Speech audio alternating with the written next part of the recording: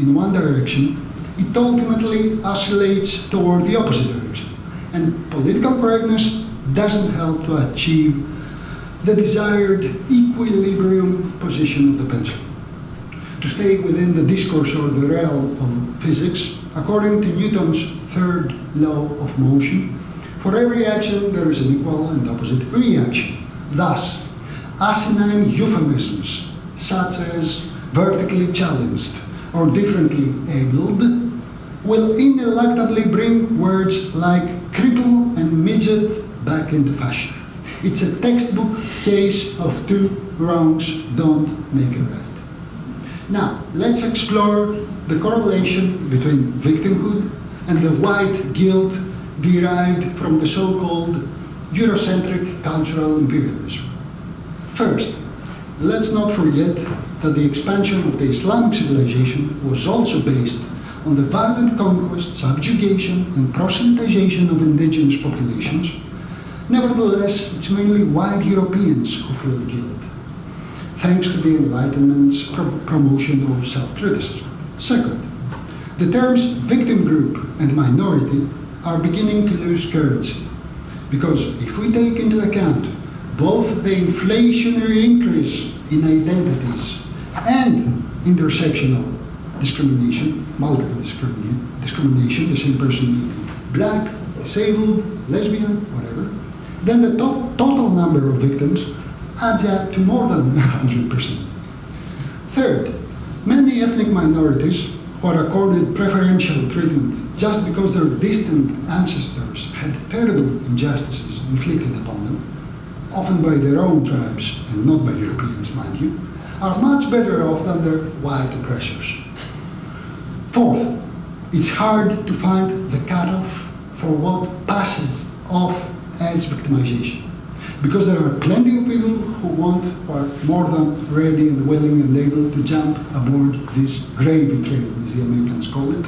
In other words, they start to take offense far too easily and to see themselves as victims just so that they can make a profit, just so that they can take advantage of it. Fifth, even if some people are truly disadvantaged and marginalized, it doesn't mean that they are above criticism, that they are allowed to weaponize their victimhood, or that they can put their emotional claims beyond factual contradiction. Not everyone who finds major faults in a woman's arguments or has good reason to be afraid of Islamic fundamentalism is indeed inherently a misogynist or a Muslim hater. Sixth, I maintain that geography and genetics equals destiny. But some people are able to rise above their circumstances while others aren't.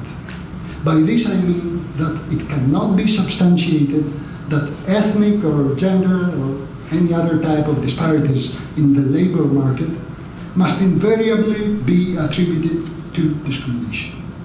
The qualities that make someone suitable for an occupation, at least in my point of view, boil down to the individual.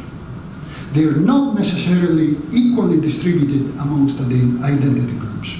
Therefore, an enforced, proportionate representation, say in medicine or in engineering or even in the government, would be or is a mistake. Although I agree with Nietzsche and Max Turner, two of my favorite philosophers as well, that the concept of common interest is just a phantom, a chimera, Greek word, I also aver that meritocracy, or better yet, Plato's idea of epistocracy, which means being ruled by the wisest, would benefit the whole of society far more. Last but not least, PC gained momentum with the advent of the internet. So let's correct the misconception that PC allows the voices of the underprivileged to be heard for the first time via social media. The internet is definitely not the modern equivalent of the ancient agora of Athens, as some people would like to believe. It's a new panopticon. It's the place where abject human malevolence and fatuity manifest themselves, where the maxim homo homini lupus proves correct, where social justice warriors appoint themselves as the sovereign arbiters of moral rectitude and decide who should be tried in the court of public opinion, where one of the core principles of civil law, namely the presumption of innocence, is turned upside down. The PC mantra is always believe the victim. So when people undergo a trial of intentions on social media, many careers and reputations are irrevocably lost, whether the accused parties are indeed guilty or not. This is what sometimes happens, it not frequently happens, with the Me Too movement or the Time's Up movement, and the consequent feminist or LGBT moral panic. Again, after the talk, if you want, I can explain what the term moral panic means in the theory of communication. Subtle distinctions are disregarded. Even rape can be equated with awkward flirting, and as a result, the plight of the real victims is belittled. Dialectic means a constructive dialogue about different validity claims whereby a truth may be revealed or an agreement can be reached. On the internet, though, and specifically when it comes to political correctness, there's no genuine dialogue, only a war of opinions, which, as we all know, are like anatomical orifices. Each person has plenty of them. It's interesting that the Greek words for knowledge and opinion are near homonyms. The Greeks amongst us would know that. Gnosi, near homonyms. However, a considered opinion on whatever is in dispute presupposes sufficient knowledge of the matter at hand. And this is rarely the case with PC advocates. Additionally, there are things that are not open for debate, like the speed of light, or the law of gravity, or innocent until proven guilty, or no two people are exactly the same.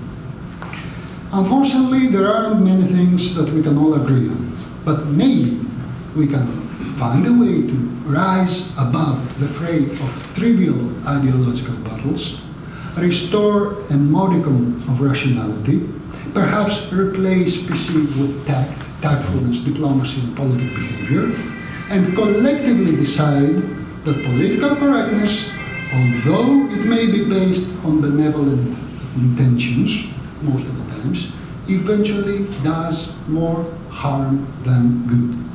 Thank you kindly for honoring me with your presence and for being a receptive audience.